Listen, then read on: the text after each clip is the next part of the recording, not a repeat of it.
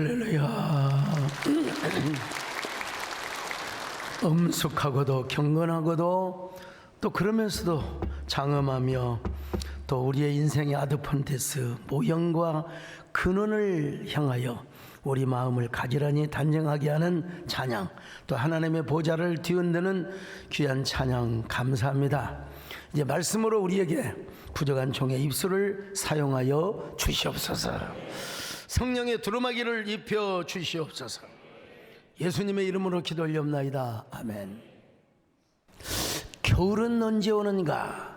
겨울은 어떻게 오는가? 어떤 사람은 이렇게 말할지 모르겠어요. 아니 뭐 12월이 되면 겨울 아닌가요? 네. 그러나 이 질문에는 계절적인 질문뿐만 아니라 인문학적이고 철학적인 물음표가 담겨 있는 질문입니다. 왜냐하면 인생에도 4계가 있어요. 가을이 지나면 겨울이 오듯 우리 인생에도 겨울이 있습니다. 화요일 저녁에 잠시 산행을 했는데 쌀래기 눈이 내리더라고요. 쌀래기 아세요? 진눈깨비라고 하는데 나 진짜 우산 쓰고 영상이 너무 멋있어요. 그 쌀래기 내리는 영상 한번 보시겠어요? 이야, 이게 정말 비가 아니에요. 이건 쌀래기야, 쌀래기. 이 서울말로 말하면은 그 진눈깨비라고 하는데요. 이게 이제 내일이면 아마 첫눈이 되겠는데 눈도 아니고 비도 아니고 쌀이. 여러분 이게 카메라 전문 기자가 찍은 것도 아니고 스마트폰으로 찍었는데 저렇게 쌀기가 아름답게 찍혀졌어요. 그래서 제가 이제 다음 날은 그 영상에 나왔을 텐데 내가 잘랐어요. 근데 내일은 첫눈이 오겠구나. 첫눈이 오겠구나. 근데 첫눈이 오는 게 아니라 눈 사태, 눈 폭풍을 일으켜버리고 말았어요. 산에 가니까 눈이 무릎 아래까지 쌓이더라고요. 보세요. 남이 안 다니는 데게 쭉 갔는데 제가요 겨울이 진짜 왔네. 눈 폭탄으로 왔네. 첫눈처럼 그대에게 가고 싶네. 그래서 오늘 본문에 나오는 사도 바울은 디모데에게 겨울 전에 어서 오라고 부탁을 했습니다. 디모데후서 4장 21절 시작. 너는 겨울 전에 어서 오라. 겨울 전에 어서 와라. 월동 준비를 하기 위함이었습니다. 저도 로마를 여러 번 갔지만은 로마의 겨울은 아주 바람이 불고 혹독합니다. 사도 바울은 지금 로마의 감옥에 갇혀 있어요. 로마의 감옥이 얼마나 썰렁하고 스산했겠습니까? 그래서 바울은 디모데에게 겨울 전에 두꺼운 외투를 가져와라. 외투. 자, 디모데후서 4장 13절 시작. 네가 올 때 내가 트로아 가보의 집에 둔 겉옷을 가지고 오고. 러시아의 한 작가에 오면은 그 외투라는 소설이 있는데, 근데 바울은 어쩌면 이 겨울이라고 하는 말을 계절적인 겨울로만 생각지는 않았을 것 같습니다. 왜냐하면 인생의 캄캄한 겨울, 죽음이 자기 눈앞에 지금 보이고 있거든요. 순교의 때가 가까워지고 있어요. 자, 디모데후서 4장 6절 시작. 전제와 같이 내가 벌써 부어지고 나의 떠날 시각이 가까웠도다. 네, 나의 떠날 시간이 가까웠다고 지금 벌써 전제처럼 자신의 삶이 부어졌다는 거예요. 바울에게 죽음의 계절, 영혼의 겨울이 다가온 것처럼 오늘 우리도 마찬가지입니다. 물론 예수 믿는 사람은 죽어서 천국 간다. 그리고 하늘에 가서 상급을 받는다.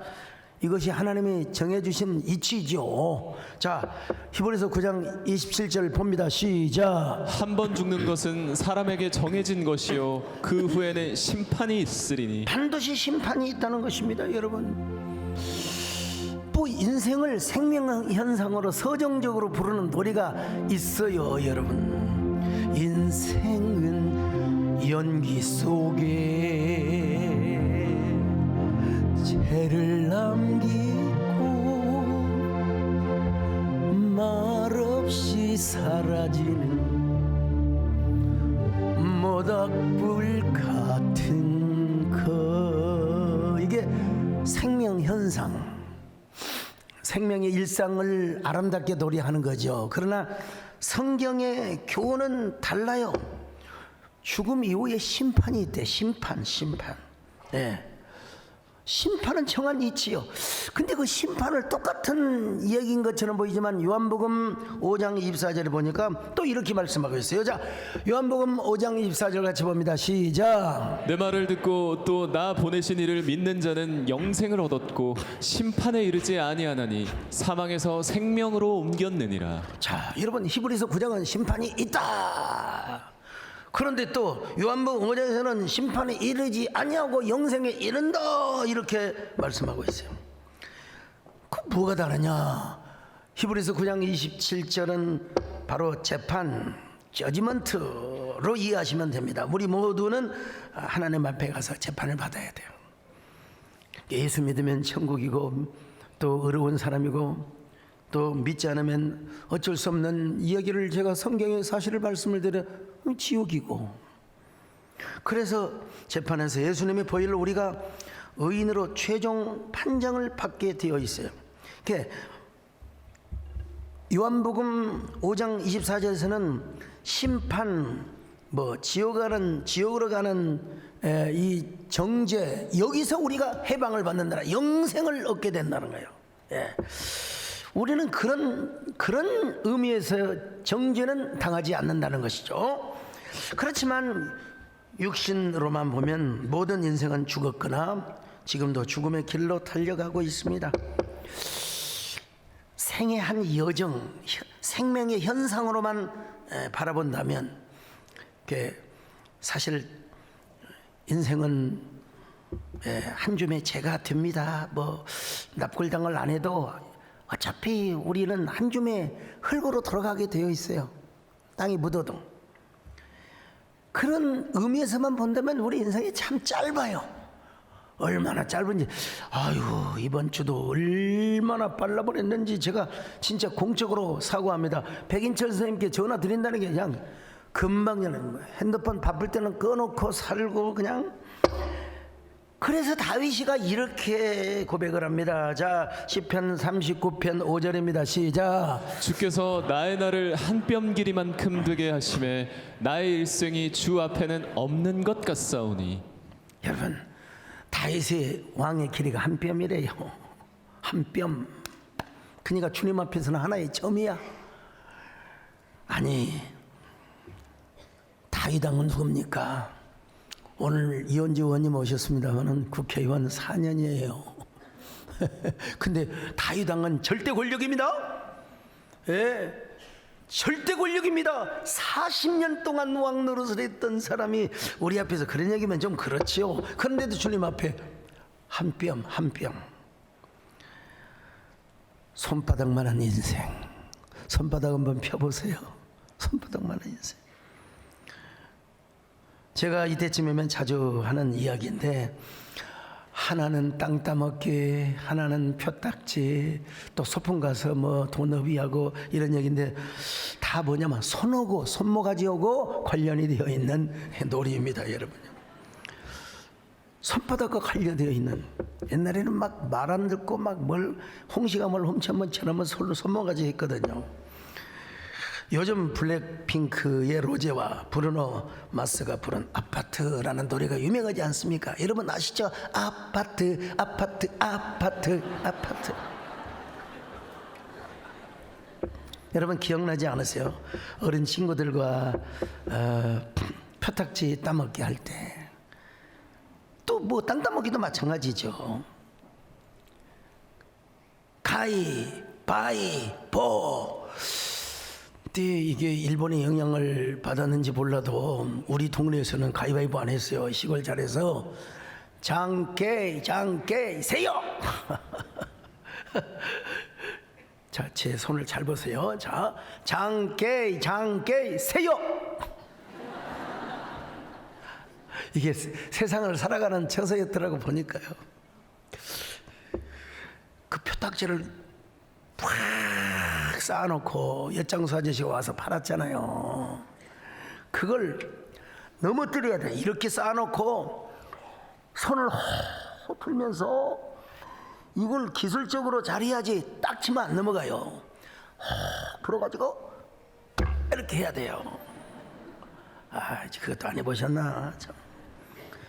표딱지를 모르는 분과는 인생을 논할 필요가 없습니다. 예. 손주 안 보더라도 표딱지는 알아야 돼요. 그걸 다 잃어버리면 반우울증 환자가 돼 잠 못 이룹니다.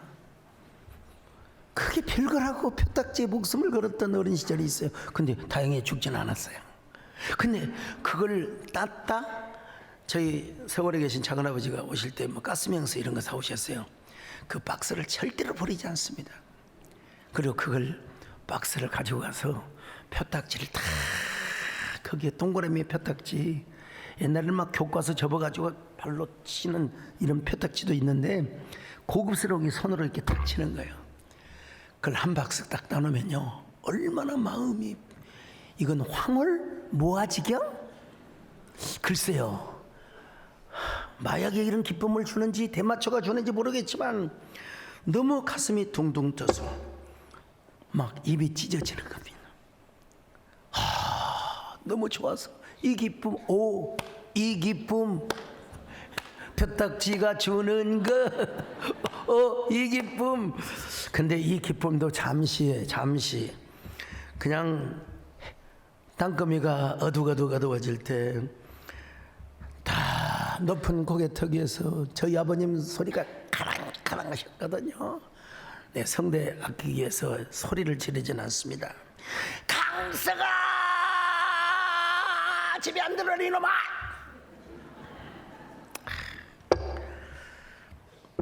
그거는 이 쳐죽일 놈 같으냐고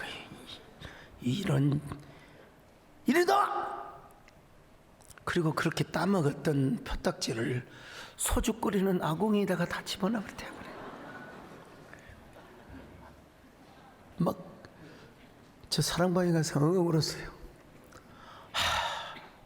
밤새도록 원망하며 세상에 아버지가 돼요. 여러분 아이들 키우는데 게임하면 좀 놔두세요. 그걸 막 손 찍어 모르고 또 막 엄마 나 손 찍어 보면 경찰에 신고할 거야 또 막 그러고. 저 그래도 1, 2등 했어요. 그걸 좀 놔두면 얼마나 어차피 인생은 호모 로렌스인데 막 엉엉 울면서 아버지를 원망했어요. 막 속으로 말이야. 남의 아버지는 아프고 잘도 돌아가시더만 말이야. 근데 뒤돌아보니까 저희 아버님 88세까지 사셨는데 뒤돌아보니까 저희 할머니는 96세까지 사셨어요. 이게 우리 인생인 것 같아요. 우리 인생은 한 박스, 두 박스 표딱지 보고는 결국 아궁이에 던져지고 모든 욕망도 몸부림도 결국 불꽃 앞에서 팔락거리는 불나방의 마지막 봄짓. 그토록 몸부림치며 이뤄낸 세상의 부와 성공, 명예, 모든 소유들, 영욕 다 한꺼번에 사라집니다. Gone with the wind. 바람과 함께 재와 함께 사라져. 그러므로 오늘 사도 바울이 영혼의 월동 준비를 하는 것처럼 우리도 영혼의 월동 준비를 잘 해야 합니다. 언젠가는 오거든요. 이거 잘 준비해야 됩니다. 억지로 우리가 죽을 필요는 없지만 월동 준비를 잘 해야 돼요. 어떻게 지혜롭게 영혼의 월동 준비를 잘 해야 되느냐? 첫째로 우리에게도 언젠가는 인생의 겨울이 있다는 걸 알고 계산하며 살아가야 돼요. 날 계수함을 가르쳐 주시기를 바랍니다. 자, 우리 연수가 얼마나 빠르냐? 자, 시편 90편 10절입니다. 시작. 우리의 연수가 70이요 강건하면 80이라도 그 연수의 자랑은 수고와 슬픔뿐이요 신속히 가니 우리가 날아가나이다. 여러분 신속하게 날아가요. 화살을 쏜 것처럼 비행기가 날아. 여러분 우리 아메리카에서 오는 비행기는 전부 죽전 분당항공을 거쳐서 가요. 산에 갈 때 비행기 불빛이 여기 보이는데 한 1분 후에 보면 저리 안 보여요. 그냥 비행기처럼 따라가는데. 그리고 그 끝은 뭐냐? 죽음이라는 거예요. 그러므로 우리가 언제 죽을 것인가? 날 계수함을 가르치며 우리가 지혜롭게 살라고 모세는 고백하고 있습니다. 시편 90편 12절입니다. 시작. 우리에게 우리 날 계수함을 가르치사 지혜로운 마음을 얻게 하소서. 나에게도 겨울이 온다. 하나님 지혜롭게 살게 하여 주옵소서. 톨스토이 단편 소설은 이반 일리치의 죽음이라는 소설이 있습니다. 젊은 검사가 얼마나 잘 나가는지 수사에 혁혁한 공을 세워서 우리로 말하면 저 서울중앙지검 대검의 중요한 위치로 승진하여 발령을 받았습니다. 근데 그런 어느 날 의사로부터 절망적 선고를 받습니다. 어두운 그림자가 그의 침대에 성큼성큼 다가오고 있었습니다. 병원에 스산한 침대에 누워서 그는 대학교 1학년 때 배웠던 논리학의 초보 3단 논법을 떠올립니다. 카이오스는 인간이다. 인간은 죽는다. 그러므로 카이오스도 죽는다. 이걸 자기한테 적용을 해보니까요, 이반은 인간이다. 인간은 죽는다. 그러므로 이반 이치로도 죽는다. 이렇게 생각을 해본 적이 없어요. 그런데 이 죽음이라고 하는 그 계절이 너무나 빨리 돌아와서 얼마나 고통스럽고 불안하고 얼마나 사람이 그냥 사망의 음침한 그림자가 드리워져 있거든요. 공포, 초조, 불안, 그런 불안 장애가 와가지고 그냥 오돌오돌 떨고 죽음을 맞이합니다. 톨스토이가 바로 이것이 인생이라는 거예요. 이것이 인생. 인생은 누구나, 그는 뭐 크리스찬으로서도 기독교 신앙을 가졌습니다만은, 그래서 모세는 뭐라고 말합니까? 날 계수함을 얻으며 살게 하여 주옵소서. 날 계수함. 근데 날 계수함은 안 하고 맨날 방탕의 도시에 가서 방탕한 죄를 짓고 사는 사람들이 있습니다. 현대인들이 대부분 많이 그렇잖아요. 그런데 우리는 뜻밖의 장소에서 세렌티피의 은혜를 받아서 필립 한시가 이야기한 것처럼 뜻밖의 장소에서 어떤 계기로, 저는 고등학교 때 뭐 이번 유학생들이 많다고 그래서 나갔는데 그게 우연인 것처럼 보이지만 오늘 목사가 되어가지고 오늘 이 자리에 서 있어요. 우연인 것처럼 보이지만 거기에는 하나님의 섭리가 있어요. 오늘 혹시 처음 교회 오신 분들, 우리의 만남은, 여러분의 출석은 우연이 아니요, 노사연 씨는 운명이라고 있는데, 운명을 넘어서 하나님의 거룩한 섭리가 있다는 사실을 아셔야 됩니다.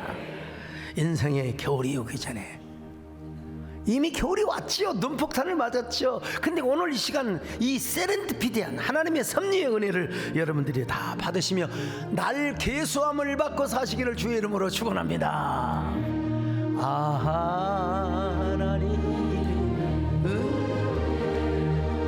있을 데 없는 자 왜 구속하여 난 알 수 없도다. 내가 믿고 또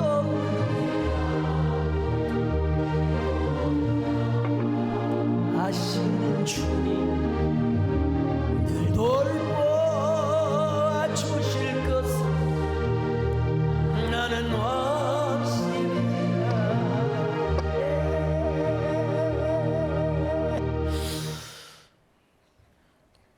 죽음의 겨울만 생각하지 말고 이제는 예수 그리스도를 최고의 보화로 여기며 살아야 됩니다. 예수 그리스도가 최고의 보화라. 자, 히브리서 11장 25절로 26절을 같이 봅니다. 시작. 도리어 하나님의 백성과 함께 고난받기를 잠시 죄악의 낙을 누리는 것보다 더 좋아하고 그리스도를 위하여 받는 수모를 애굽의 모든 보화보다 더 큰 재물로 여겼으니 이는 상 주심을 바라봅니다. 제가 최근에 읽은 책이 있어요. 저희 교회 집사님이자 숙명여자대학교 중문과 교수이신 우리 이소동 교수님이 쓰신 공명과 도장이라고 하는 책입니다. 여러분, 그 많은 책을 어떻게 다 읽습니까? 이제 제가 대충 봤어요. 또 밑줄까지 쳐주셔가지고 대충 봤는데 마음이 꺼림칙해가지고 또 대충 봐서도 안 될 책입니다, 여러분. 이 책은요, 에세이 읽듯이 읽을 책이 아니라 굉장한 깊은 심오한 철학적인 책이기 때문에 제가 다시 한번 정말 주경야독을 했습니다. 그리고 나서 유레카의 감탄사를 외쳤습니다. 공자는 한마디로 하면은 인입니다. 인. 근데 성경에 보면은요, 공자의 인과 똑같은 사상이 나와요. 그게 바로 하나님의 자비입니다. 하나님의 긍휼이에요. 나 자신만 사랑할 뿐만 아니라 이웃을 내 몸과 같이 사랑하는 예수님의 정신이기도 해요. 맹자는 의를 강조했습니다. 왕도 정치에 있어서 지도자와 그리고 왕은 반드시 공의를 해야 된다는 겁니다. 조선 왕국을 설계했던 정도전이 있어요. 정도전은 사실 이성계는 뭐 칼이나 휘둘렀지 뭐 지식이 별로 크게 없다고 봐야죠. 정도전은 맹자에 완전히 홀리게 되었습니다. 맹자를 달고 달았어요. 저 나주에 유배를 갔을 때도 맹자를 줄줄 외웠습니다. 그래서 유학을 중심으로 한 이런 나라를 세워야 된다. 그래서 이제 이성계를 앞장세워서 특별히 왕에게는 뭐가 있어야 되냐, 지도자에게서는 의가 있어야 된다 이런 거예요.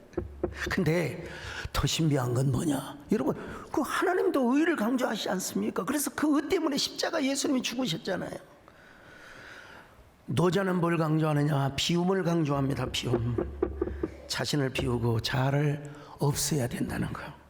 참, 이 부분에서 보니까 통나무와 명주실을 예로 삼는데, 여러분, 성경에 보면 바리새인들이 있잖아요. 막 자기가 막 성하고 거룩하고 또 그냥 뭘 많이 알고 또 인이 있고 의가 있다고 하는 걸 여러분, 예수님이 얼마나 비난을 했어요. 근데 누에꽃이와 그리고 또 통나무처럼 분명히 꽃이 이기는 꽃이 속이 비어 있어요. 분명히 소강석이 있는데 그 안에 누가 있느냐? 예수님이 존재하고 있다 이 말이죠. 그래서 의도적으로 성, 지, 인, 의를 추구하지 말고 그냥 자연적으로 그것이 따르게 하라는 거예요. 자연적으로 그것이. 이야, 이거 예수님의 정신과 너무 비슷합니다. 아마 10여 년 전 됐을 겁니다. 제가 예수님의 비움과 노자의 정신에 대해서 제가 글을 쓴 적이 있습니다, 여러분. 많은 철학자들 그리고 진보신학자들은 이렇게 말합니다. 예수님의 정신과 노자의 정신이 너무나 똑같다고. 물론 제가 전적으로 동의하지는 않습니다. 그 본질이 다르기 때문에. 그런데 여러분, 장자는 인생을 어떻게 살아가야 하는지, 즉 의식의 해체를 통한 무대의 자유 추구를 하라고 강조하고 있습니다. 다시 말하면 인간 의식이 해체되고 비의식의 삶을 살아가야 도가 회복이 된다. 이거 예수님과 너무나 비슷해요, 사실은요.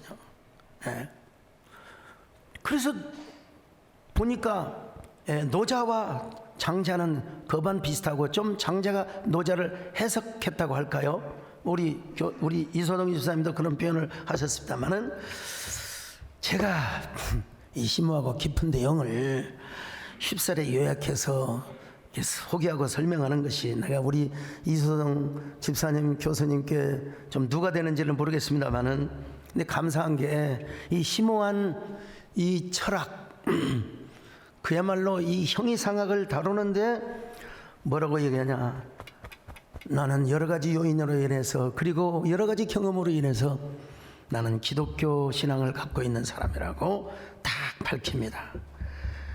그 깊은 기독교 신앙이 있음에도 불구하고 또 공자와 맹자, 노자와 장자의 사상을 설명한 것이에요.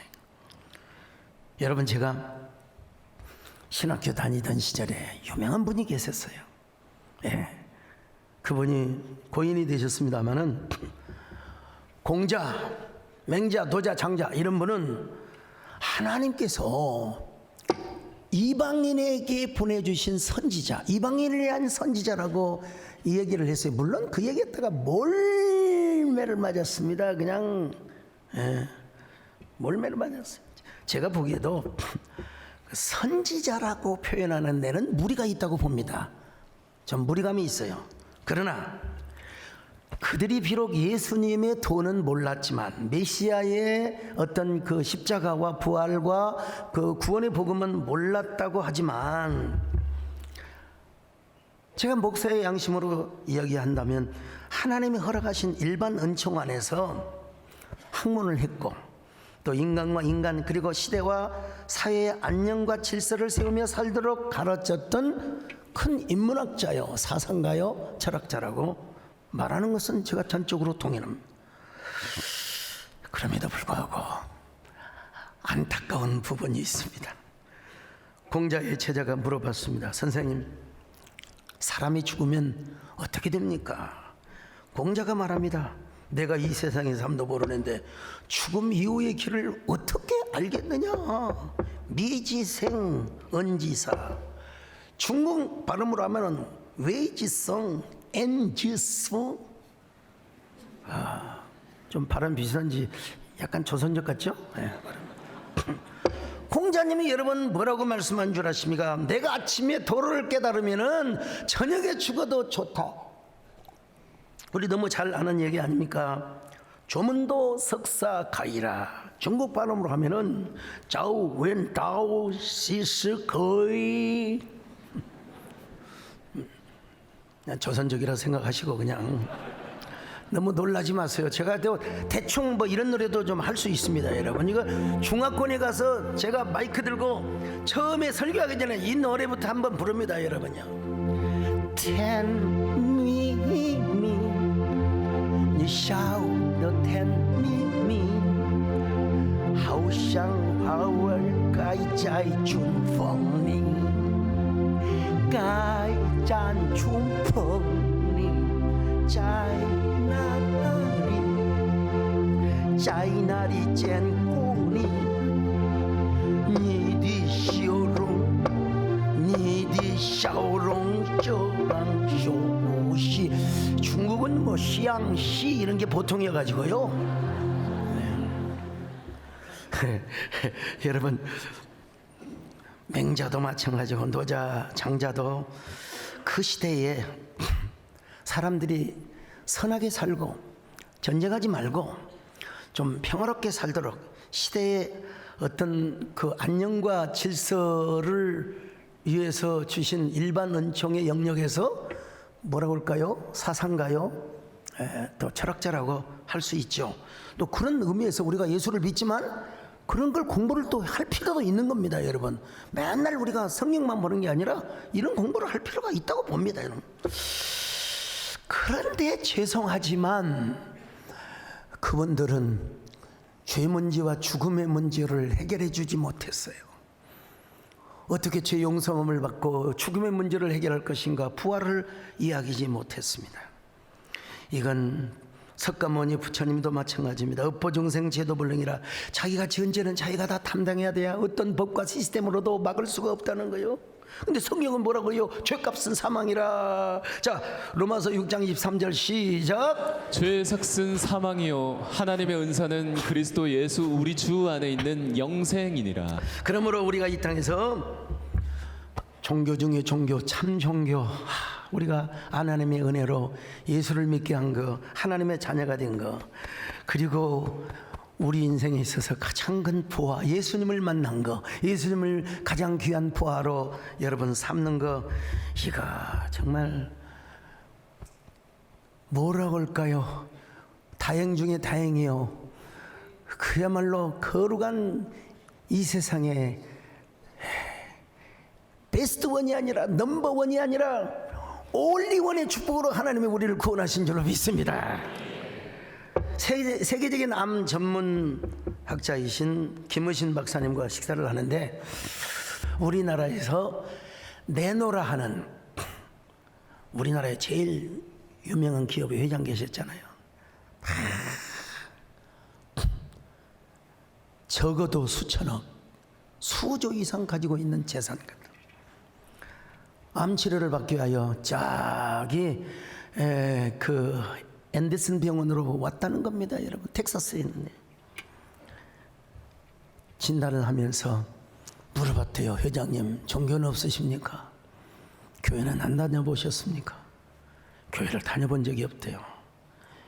아니, 어떻게 교회를 너무나 돈이 권력이 많아서, 너무나 부귀와 공명 때문에 누구도 전도를 해준 적이 없어. 아니, 적어도 부활절에 계란은 얻어먹으러 가야죠. 저도 계란 얻어먹어 가져본 적이 없습니다. 근데 소년이 온다 어린 세편에 보면은 그 동호라는 친구가 부활절에 계란 얻어 먹으러 가고, 그리고 여름 성경교회 같은 이런 묘사가 나와요. 그러니까 그 작가도요 다 교회 문화를 알고 있어요. 사실은 안 그렇지. 그래서 회장님, 예수 믿어야 됩니다. 천국 가셔야 됩니다. 그래서 그때 치료받을 때는 그냥 이해도 안 하고 고개를 끄덕끄덕 하신대. 그들에게 다 발견한 공통분모가 하나 있는데 뭐냐? 죽음의 두려움을 가지고 있지 영생에 대한 확신이 없더라는 거예요. 그러니까 그분들은 돈이 많아서 예수님을 못 만났어요. 한마디로 말해서 돈의 권력 때문에. 부자가 천국에 들어가는 것은 뭡니까? 낙타가 바늘기로 들어가는 것보다 더 힘들다고. 와, 돈의 권력 때문에 예수가 누군지 몰라요. 물질 때문에 예수가 누군지를 몰라요. 여러분, 그래도 우리는 예수님을 보러 여길 수 있어서 감사합니다. 자, 모세의 고백을 다시 한번 볼까요? 히브리서 11장 26절을 같이 봅니다. 시작. 그리스도를 위하여 받는 수모를 애굽의 모든 보화보다 더 큰 재물로 여겼으니 이는 상 주심을 바라본다. 사도 바울도 이렇게 고백합니다. 빌립보서 3장 8절입니다. 시작. 또한 모든 것을 해로 여김은 내 주 그리스도 예수를 아는 지식이 가장 고상하기 때문이라. 내가 그를 위하여 모든 것을 잃어버리고 배설물로 여김은 예수님 때문에 모든 걸 잃어버리고, 그리고 세상의 모든 것을, 정말 죄송합니다, 배설물로 여겨. 배설물. 여러분이 변을 보고 그 변기통에 있는 변을 보고 아름답다, 아름다운 그대여, 천년처럼 가고 싶다, 그런 생각해요. 그냥 바로 물 내려버리지. 근데 자기가 가지고 있었던 그 바리새인의 권력, 유대인의 권위, 그 영광, 그 그리스의 철학에 능통한 철학 박사, 이런 걸 다 해로 여기고, 또 뭡니까? 배설물로 여기고, 그 모든 것은 뭐냐? 예수 그리스도를 얻기 위함이여. 예수 그리스도를 얻기 위함이여. 오늘 예수님을 얻으시기를 바랍니다. 이런 사람은 어떤 삶을 사느냐? 즐기는 삶을 살아요. 이게 호모 루덴스라고 하는데, 유의하는 인간, 놀이하는 인간을 말하는 겁니다, 여러분. 축구 선수 손흥민 선수도 여러분 축구를 노동으로 하는 게 아니에요. 꼴딱하게 이렇게 찍잖아요. 재미로운데 즐기면서 해야 돼. 즐기면서 한다. 오늘 여러분, 예수님을 부하로 여기는 사람은 교회 나오는 걸 그냥 부담스럽게, 이렇게 날씨가 눈이 왔는데 무슨 교회를 나가냐고 말이야. 우리 만나러 때는 억지로 왔다. 그러고 교회 나온 사람 계십니까? 여러분, 교회 나오는 걸 즐기며 나오세요. 재미로 나오세요. 아니, 설교 시간에 볼 것이 없어 핸드폰을 이러고 여러분, 그 핸드폰이 착살나버리시기를 바라지 않습니다, 제가. 여러분, 예수 그리스도 안에서 우리가 정말 즐거워해야 돼요. 소망이 있어야 돼요. 손에 있는 부귀와 권세와 그 어떠한 물질보다도 여러분, 주님을 더 사랑해야 됩니다. 아멘. 손에 있는 부귀와 주를 더 사랑하는 이세 같은 목숨보다 주를 더 사랑해.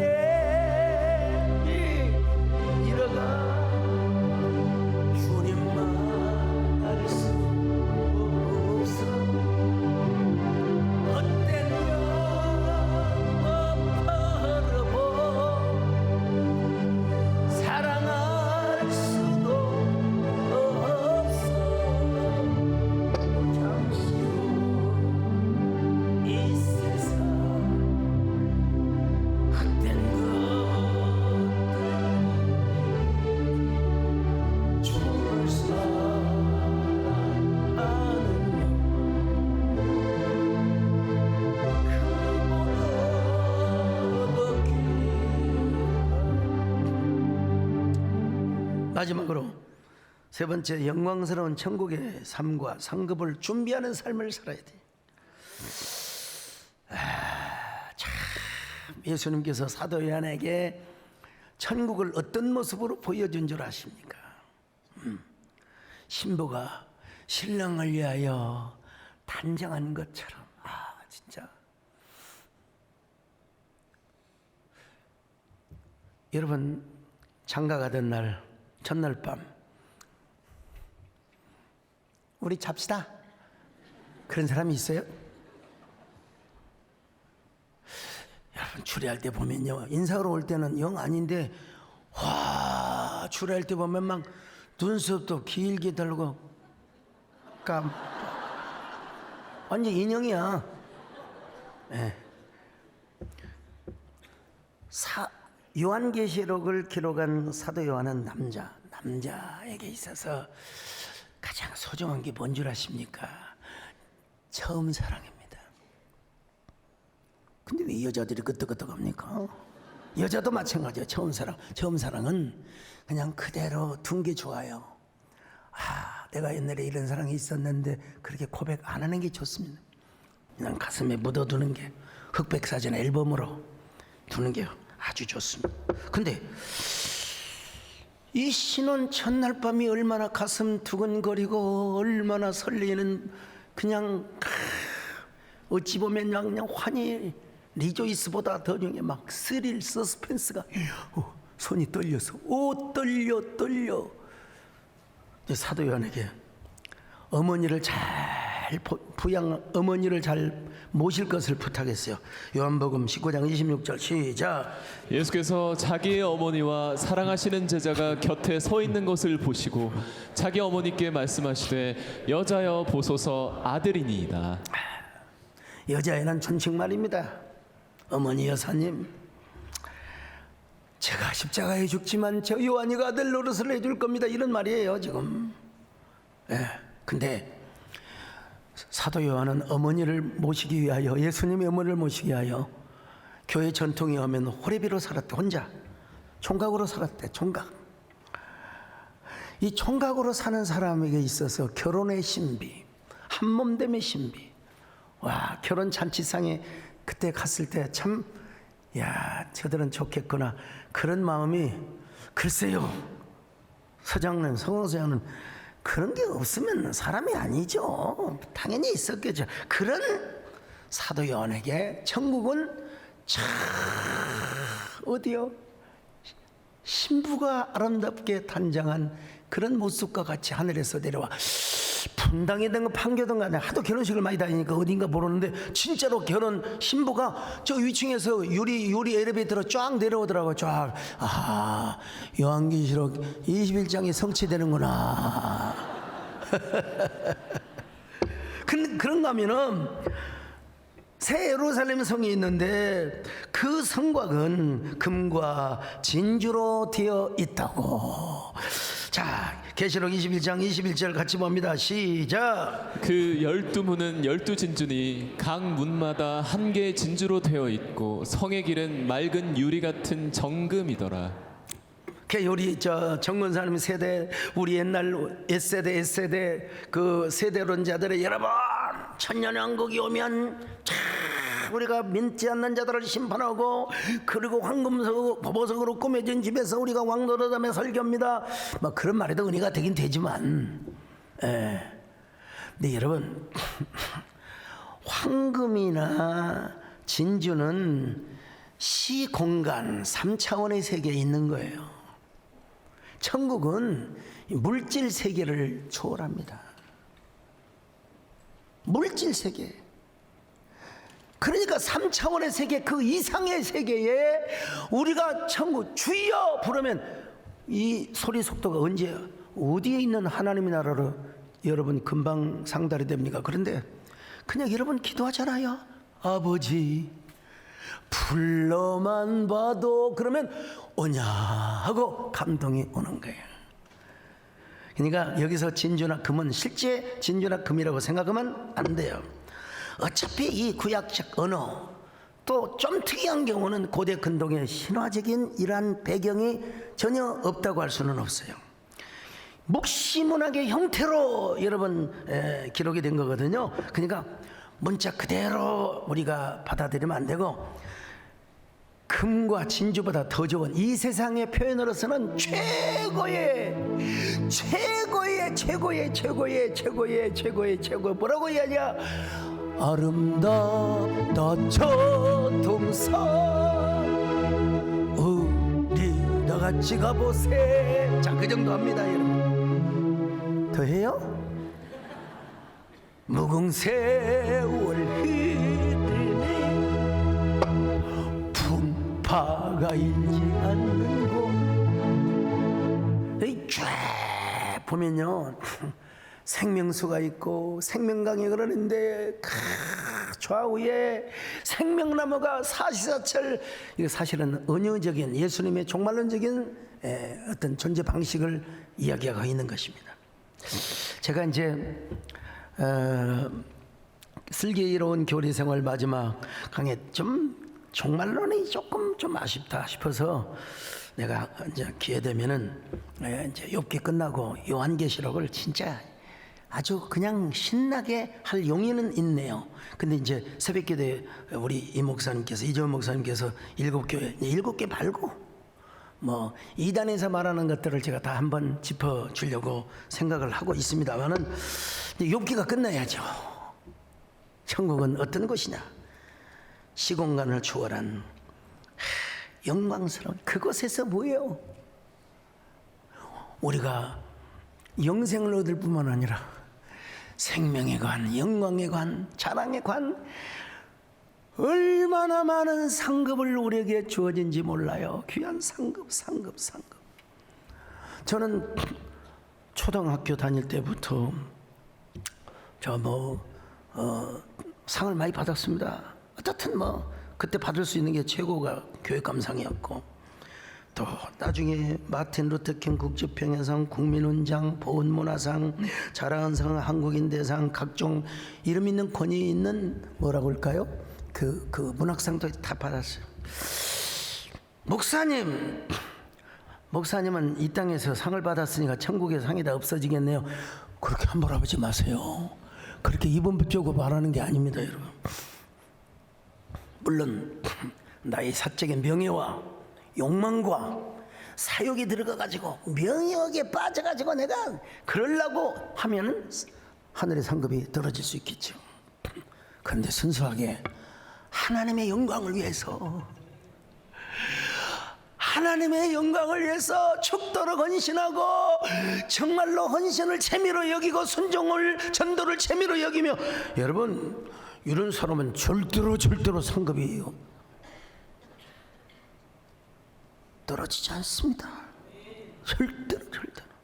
물론 성경 이런 말씀이 있어요. 자, 로마서 8장 18절 시작. 생각하건대 현재의 고난은 장차 우리에게 나타날 영광과 비교할 수 없도다. 자, 현재의 고난은 장차 나타날 영광과 비교할 수 없어. 그렇다고 해서 일부러 고난을 당하란 말이 아니에요. 막 일부러 천국이 있다고 막 일부러 빨리 죽으란 말은 전혀 아닙니다, 여러분. 그렇지만 주님의 이름으로 당하는 고난은 우리 하나님이 반드시 저 영원한 천국에서 갚아주심을 믿습니다. 천국에서 해같이 빛나게 하세요. 해같이 빛나.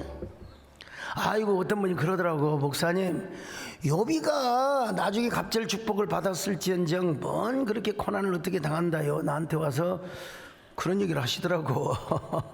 맞는 얘기는 얘기죠. 그러나 이 또한 과정입니다. 과정. 고난받는 이들이여, 이 또한 지나가고 다 과정에 불과합니다. 저 보니까 젊었을 때 하는 고난 하나님 다 갚아주시더라고요. 뭐 천국에서는 말할 것도 없지만 이 땅에서도.